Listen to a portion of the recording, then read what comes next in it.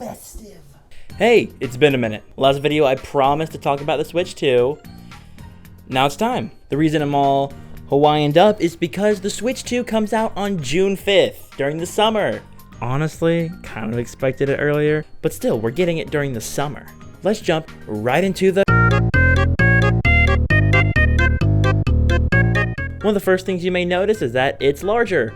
Obviously, it has a larger screen, still LCD, so not OLED like a lot of people were thinking. But the screen does now support HDR and 1080p. That's right, when not docked, your Switch can run at 1080p. And when docked, can run at 4K. The console also comes now with 256 gigabytes of storage instead of 32. As previously mentioned, the top has a USB-C port now. The main takeaway for this is you can now charge it while it's in its standing form. The console now runs at a clean 120 FPS while it's in 1080p. But with 1080p and 120 FPS, the battery's gonna take a hit. The battery now only lasts 2 hours to 6.5.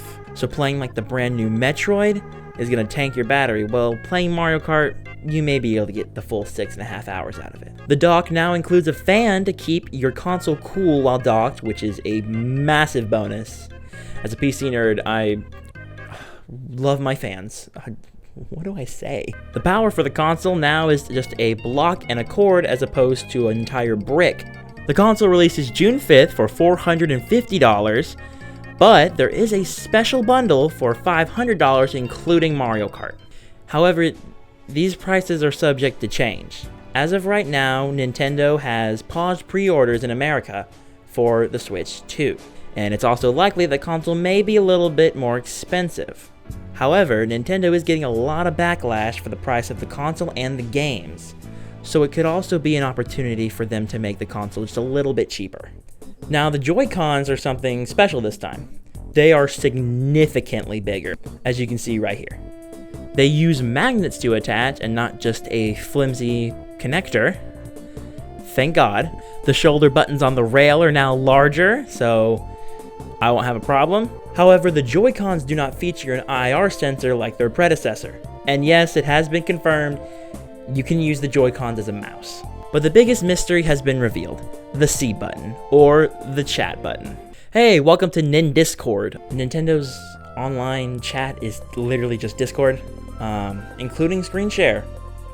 That looks horrible. Look at this, what is this? Oh, and don't worry, yes, you can use your camera. That's right, Nintendo made a camera for an extra $50. It plugs right into the USB-C port on the top of the console. That's it. The only accessory they made. They are making a Piranha Plant one, which does look kind of cool, but I will never use the camera on the Nintendo Switch.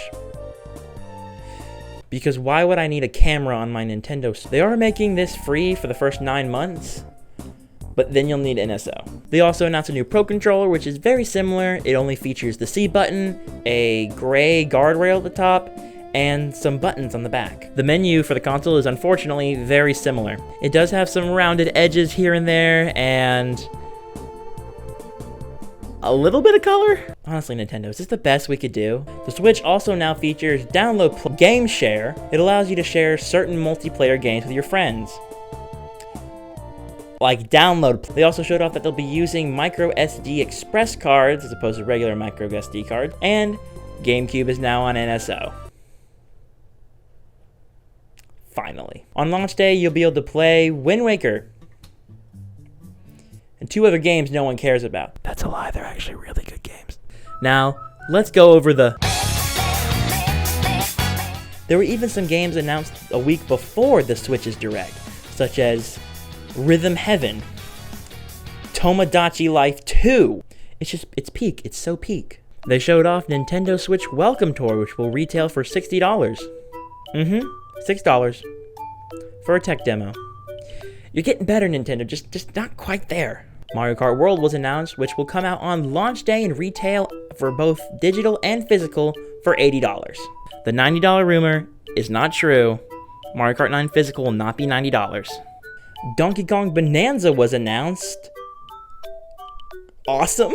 It's basically Mario Odyssey 2, but Donkey Kong.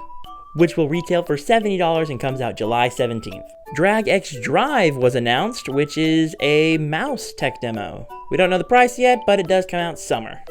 Game packs were announced. What are game packs? Basically, if you already own the version of the game, for $10 more, you can get better quality. Some are a little bit more expensive at $15 or $20. These are called Nintendo Switch 2 Edition games. Mario Party will be receiving an extra game mode, Kirby and the Forgotten Land will be receiving DLC, and Breath of the Wild and Tears of the Kingdom will be unlocked to 120 FPS and enhanced resolutions. Just to list a couple more games coming out, we've got Deltarune Chapters 1, 2, 3, and 4 retailing for $25 and available on launch day. We have Hyrule Warriors coming out in winter of 2025. Hollow Knight Silksong was announced coming out in 2025.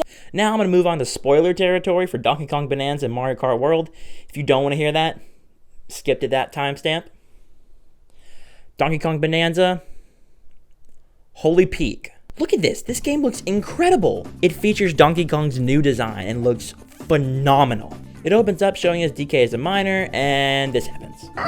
As DK, you can run around, climb virtually anything, destroy stuff, dig in the ground. And Nintendo Korea accidentally slipped up.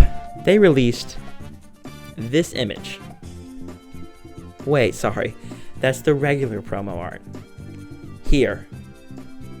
Does that look familiar? Oh, frig, I think that's Pauline. That's right, what appears to be a kid Pauline is in the new Donkey Kong game. I don't even know where to go from this, so we're gonna move on.